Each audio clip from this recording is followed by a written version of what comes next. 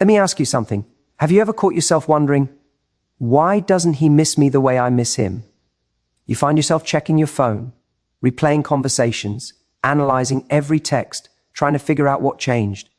You give more, you try harder, and yet somehow, the more you give, the less he seems to appreciate it. It's frustrating, right? Because deep down, you're not asking for too much. You just want to feel desired, valued, missed. But here's the truth. Most people never tell you, you don't make a man miss you by chasing him. You make him miss you by being someone worth missing. Missing you isn't about absence. It's about impact. It's about the emotional mark you leave on his mind and heart. It's about the way your energy, confidence, and presence make his world feel fuller when you're in, and noticeably quieter when you're not. This isn't about playing games or pretending you don't care. It's about stepping into a version of yourself that radiates self-worth, emotional depth, and independence, the version that naturally creates desire instead of demanding it. Because when you're grounded in your value, you don't have to make anyone chase you. They'll want to, all on their own. So today, I want to take you through a few powerful principles that will shift the way you think about attraction forever. Timeless truths that don't just make him miss you, they make you remember who you really are. Create space that builds value. You know what's funny? We live in a world where people believe that love is proven by constant connection. We think if we're not texting, calling, snapping, or commenting every few hours, somehow the connection fades. But the truth is, real connection doesn't grow in constant contact. It grows in the spaces between contact. That's where desire lives. That's where missing you actually happens. Think about it. How can someone miss you if you never give them the opportunity to feel your absence? When you're always available, always replying within seconds, always saying yes, you don't give him a chance to notice what life feels like without you. The paradox of attraction is this. We chase what we feel we might lose, not what we already have on demand. If you've ever felt like a man was slowly losing interest, even though you were giving him more of your time, more attention, more messages, it's not because you weren't enough. It's because you didn't create the space that allows your value to breathe. Creating space doesn't mean playing games. It's not about ignoring him for 3 days to make him suffer. That's manipulation, not connection. What I'm talking about is emotional confidence, the ability to know that your presence is valuable and doesn't need to be constantly proven. You create space by having a full life, by not being immediately available every second, by letting there be moments of silence where he reaches out to fill the gap. Those moments are gold because they tell you something about the dynamic. Does he value your presence enough to miss it? Imagine it like this. When you eat your favorite dessert every single day, it stops feeling special. The first bite used to be heaven, now it's just routine. The same happens in relationships. When someone has constant access to you, your thoughts, your attention, your time, they stop appreciating it. But when you create a little distance, when you pull back just enough to let anticipation build, you reintroduce that sense of specialness. You remind him, without saying a word, that you are not a constant background noise.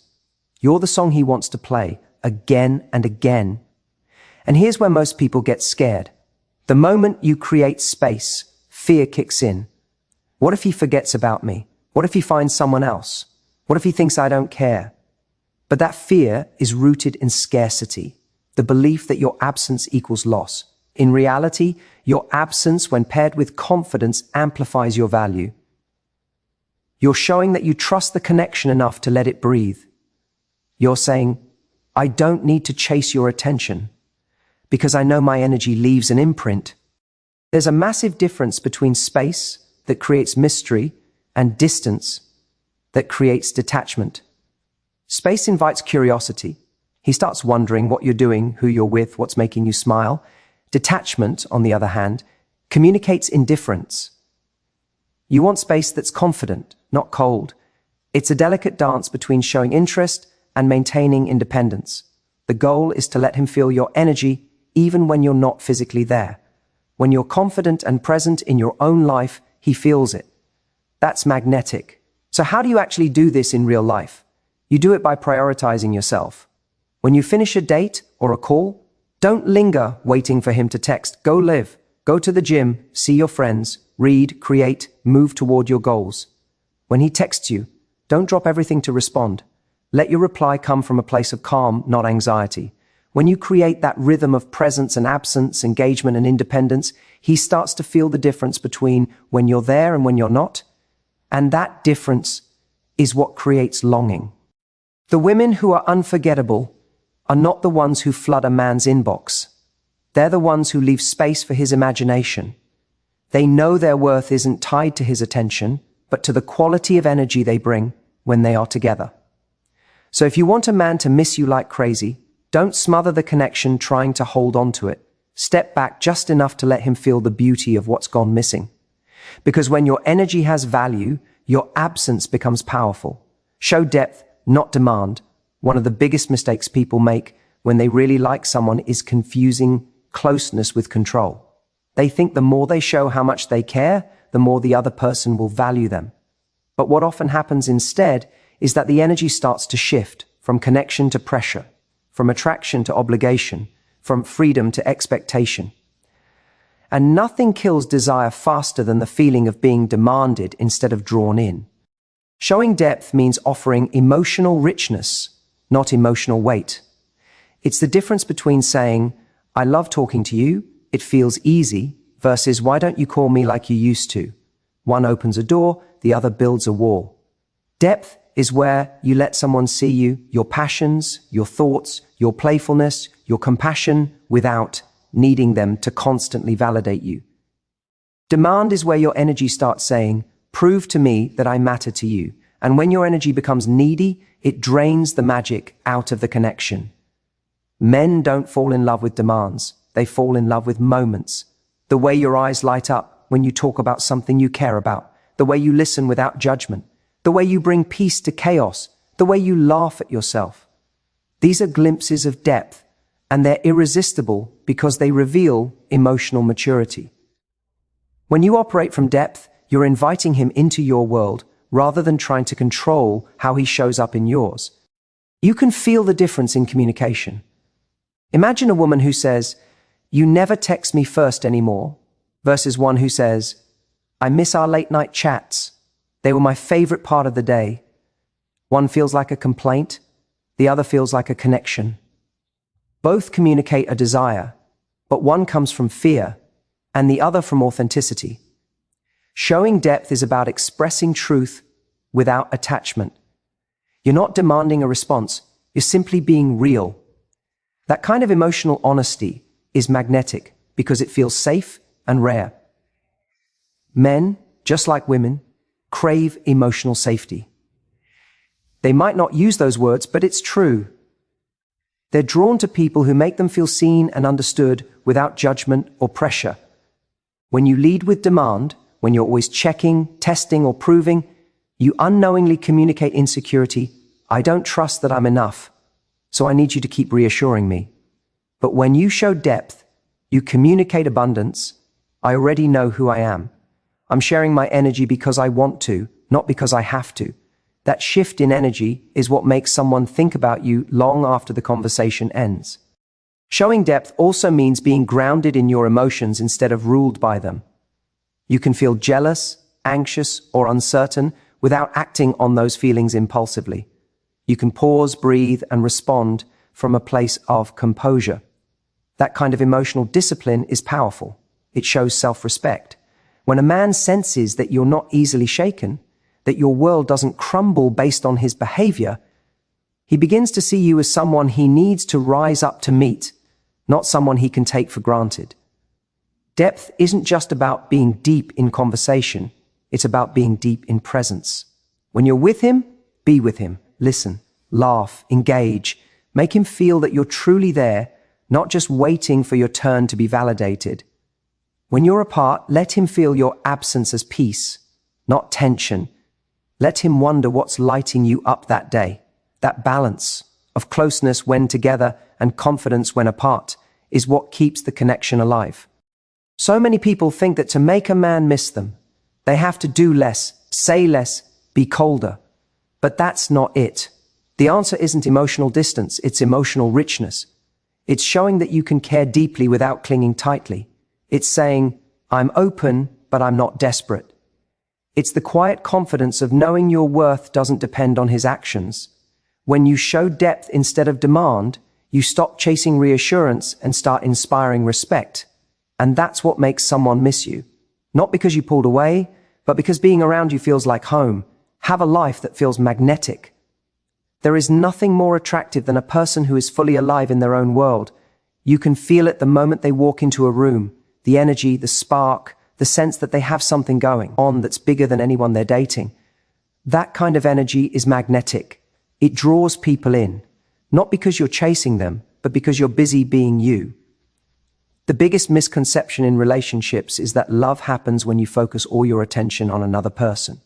In reality, love flourishes when two people have rich, fulfilled lives that overlap, not when one person gives up their world to orbit around the other. When your life is full, you become harder to forget. You radiate confidence, purpose, and joy that can't be faked. People who live with that kind of energy don't have to fight for attention. They attract it naturally. Think about it. When you meet someone who's passionate about their goals, their friendships, their hobbies, their growth, you can feel their momentum. You want to be around them because their energy makes you feel alive too. That's what makes someone unforgettable. You don't have to compete for space in their life because their life itself feels like an invitation to something exciting. The problem is, many people lose that magnetism the moment they start liking someone. They stop doing the things that made them vibrant in the first place. They cancel plans with friends, stop going to the gym, stop chasing goals, and slowly start rearranging their world around the relationship. And then, when the person they're with starts pulling away, they wonder why. It's because the energy that once drew them in, the confidence, the independence, the sparkle, disappeared. You can't make someone miss you when you've stopped being the version of yourself that captured their attention. Having a life that feels magnetic is about being the kind of person who wakes up excited about their day, regardless of who texts them. It's knowing that your happiness isn't waiting on someone's message. It's already being built by your own choices. Maybe that means you're deep into your career, or you're working on your fitness, traveling, learning something new, or nurturing friendships that make you laugh until your stomach hurts. When your life has layers, people want to explore them. When your life has rhythm, people want to move to it. This doesn't mean you have to be constantly busy or unreachable. It means your time has value because you've filled it with things that fulfill you. When a man sees that, it changes the dynamic. He realizes that being with you isn't about saving you from boredom. It's about being invited into a world that's already rich and meaningful. That's when a man starts to miss you, because he knows that your presence in his life is a privilege, not a necessity. You're not waiting for him to complete your story, you're writing your own, and he's lucky to be a chapter in it. When you invest in yourself, everything about you becomes more radiant. Your conversations have more depth because you have more to talk about. Your energy feels lighter because you're not clinging to anyone for happiness. You smile differently when you're proud of yourself. That's the kind of magnetism you can't fake, and it's the kind that keeps someone thinking about you long after you've left the room. What's powerful about this energy is that it flips the dynamic of attachment. Instead of wondering, does he still like me? The question becomes, do I still like the way I feel when I'm around him? That shift puts you back in control. It reminds you that your value isn't defined by who wants you. It's defined by how fully you're living your life. You can't make someone crave your presence if your world stops spinning without them. But when your world keeps turning, brightly, boldly, beautifully, they'll want to be a part of it again and again. Because real magnetism doesn't come from trying to be chosen. It comes from choosing to live fully and letting that life become the thing they can't stop thinking about. Trigger emotional nostalgia. If you want a man to truly miss you, it's not about disappearing or withholding. It's about leaving behind something he feels. People don't miss presence, they miss emotion. They miss the way someone made them feel when they were around. That's what emotional nostalgia is. It's that ache that sneaks up on you when a memory hits just right. A smell, a song, a phrase, a tiny inside joke. Suddenly, you're right back in that moment with the person who made you feel something special. That's the kind of missing that lingers, and that's the kind of missing you want to create. We live in a world full of surface-level connections. People are constantly texting, scrolling, and talking, but rarely feeling. Everyone's busy trying to be impressive instead of being memorable. But when you learn to create emotional moments, when you connect with someone in a way that stirs something deep, you stand out. You become that person who can't be replaced because your energy doesn't just pass through someone's life, it stays with them. It becomes part of their emotional fabric.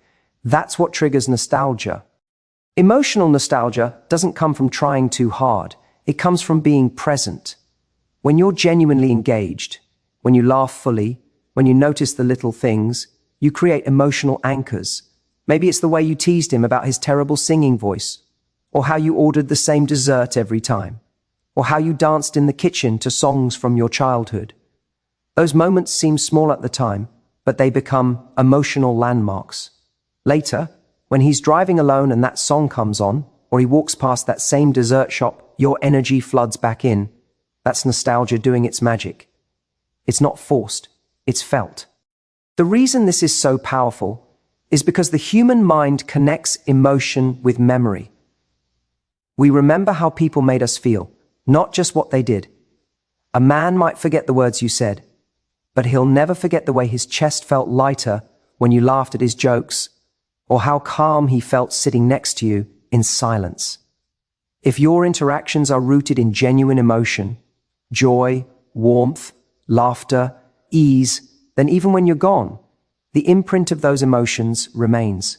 He'll start chasing that feeling again, and the only place he remembers getting it is with you. But emotional nostalgia isn't about being perfect or performing happiness. It's about authenticity. Sometimes it's your quirks, your vulnerability, your realness that sticks the most. Maybe it's the way you admitted you're terrible at directions, or how you talk to stray animals, or how you sip your coffee like it's the best thing on earth. Those are the human details that make someone unforgettable. When you stop pretending and just be, you give someone something real to hold on to. And that's rare. Think about the last time you missed someone deeply. It probably wasn't because of how often they texted you.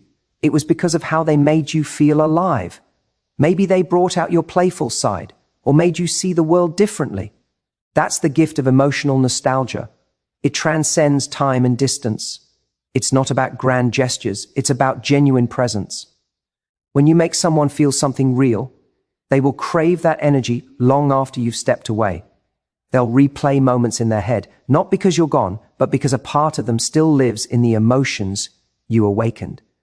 That's when you know you've created something powerful. Because you didn't just occupy space in his life, you left a mark on his heart. Boundaries are what make desire possible. Let's talk about one of the most misunderstood truths in love and attraction. Boundaries don't push people away.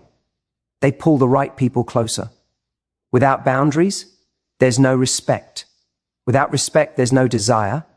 And without desire, there's nothing to miss. Boundaries are not walls that keep love out. They are the frame that holds love in place. They define the shape of your worth, the limits of what you. The trick is to understand that creating emotional nostalgia doesn't happen when you're trying to make someone miss you. It happens when you're fully immersed in the moment, giving your genuine self. When you stop needing to control how the story unfolds, and instead focus on creating experiences that matter, those experiences do the work for you. You don't have to remind him how special things were. His emotions will do that for you every time he touches a memory that has your fingerprints on it. He'll accept, and the standard by which you teach others how to treat you. When you set boundaries, you're not saying, I don't care. You're saying, I care about myself enough not to lose me while I care about you. Many people are afraid of setting boundaries because they fear they'll come across as difficult, cold, or unloving. But the opposite is true. Boundaries are a sign of emotional maturity and self-respect. They tell the world, I know my value and I'm not afraid to protect it. Think about it. When you have no boundaries, you're giving someone unlimited access to your time, your energy, and your emotions, no matter how they treat you. That doesn't create closeness, it creates imbalance. It teaches the other person that your needs are optional and that your love comes at the cost of your self-worth. There's nothing attractive about being someone's emotional doormat. True attraction thrives when both people can stand tall in their individuality, not when one person keeps shrinking to keep the peace. Boundaries create the space where desire can breathe. When you say no to what doesn't serve you, you're not creating distance. You're creating clarity. You're showing that your attention, your affection, and your time have value. And value creates curiosity. When a man realizes that you don't automatically say yes to everything he wants, he starts paying more attention. He starts to wonder, what does she say yes to? What makes her light up? What does she value enough to protect? That's when interest deepens, because now he's not just drawn to you physically, he's drawn to your strength. Boundaries are also what keep desire from turning into dependency. When two people merge too fast, spending every waking moment together, always available, always agreeing, what started as passion slowly becomes suffocation. The mystery disappears, the individuality fades, and without those, desire dies. Healthy boundaries keep the spark alive because they remind both people that love isn't ownership, it's choice. Every day you choose each other, not because you need to, but because you want to. That's what keeps the connection exciting. But here's the key. Boundaries are not ultimatums. They're not threats or emotional punishments. They're standards. You don't scream them, you live them. If you say you won't tolerate disrespect, then you calmly walk away when it happens. If you say your time matters, then you stop overextending yourself for someone who only gives you crumbs of attention. It's not about teaching someone a lesson. It's about teaching yourself what self-respect feels like. The moment you start honoring your own boundaries, you stop attracting people who violate them. There's something incredibly attractive about someone who can walk away without bitterness. It's quiet power. When you can say, I care about you, but I won't lose myself for you. That confidence sticks in a person's mind. They may not admit it, but they'll respect it, and more often than not, they'll miss it. Because true boundaries create a gravitational pull. You're not chasing, you're not begging, you're simply standing tall in your worth, and that energy is magnetic. People can feel when your attention is a privilege, not a given. Boundaries don't make love harder, they make it real. They separate the people who are meant to stay from those who were only meant to visit. They keep your heart safe, your energy sacred, and your self-esteem intact. When you master boundaries, you master attraction, because the most irresistible thing you can show a man isn't how much you're willing to give, but how clearly you know when to stop giving. And that's what makes desire not only possible, but powerful. Be the woman who's already enough, the most magnetic, unforgettable, and irresistible energy you can ever carry is the energy of someone who already knows she's enough. Not because a man told her so, not because she's being pursued, but because she decided it. When you operate from that place, where your worth isn't tied to anyone's approval, you stop chasing love and start attracting it. And when you're grounded in that truth, people feel it. It's in your tone, your posture, your presence. You don't walk into a room hoping to be chosen. You walk in already knowing you bring value wherever you go. So many people spend their love lives in silent auditions, trying to earn affection through effort. They overgive, overprove, and overthink, hoping to be seen as the one. But when you're trying to prove your worth, you're actually telling the world that you doubt it. You start operating from fear of not being loved, fear of being replaced, fear of being forgotten. And fear energy always repels what love energy attracts. Being the woman who's already enough doesn't mean arrogance. It means peace. It's the quiet confidence of knowing that even if something doesn't work out, you still will. When you carry that kind of energy, you stop making a man the center of your emotional universe. You stop analyzing every text, every pause, every mood shift. You stop living in the anxious in-between of does he like me? And start asking, do I like this dynamic? You shift from proving to observing, from chasing to choosing, from scarcity to abundance. That shift alone changes everything, because men can feel it. They can sense when you're coming from need versus when you're coming from choice. And nothing is more attractive than someone who is choosing from a full cup. Being enough means you're not waiting for someone else to validate your existence. You're already building a life that feels full, with or without romance. You're nurturing your dreams, your friendships, your health, your peace. When love comes, it becomes a bonus, not the foundation of your happiness. And here's the beautiful part. When you stop needing love to fill a void, the love you attract is cleaner. It's not built on dependency or fear. It's built on respect and alignment. You stop chasing chemistry that burns fast and start attracting connection that burns steady. This mindset doesn't mean you never have moments of insecurity. We all do. It just means you don't let those moments control your choices. You can acknowledge them without letting them shrink your worth. You can say, I'm feeling anxious, without sending the 10th text. You can feel uncertain and still hold your boundaries. That's emotional strength. And it's sexy, because emotional maturity is rare. It's the kind of strength that makes a man realize he can't just impress you, he has to meet you. When you're the woman who's already enough, your love becomes a gift, not a negotiation. You give because you want to, not because you're afraid of losing someone. You show affection without overcompensating. You care deeply, but you never lose yourself in the process. You don't need someone to complete your story. You invite them to join it. That's the kind of energy that doesn't beg to be remembered. It is remembered. Here's the truth most people miss. Men don't miss the women who try the hardest to be perfect.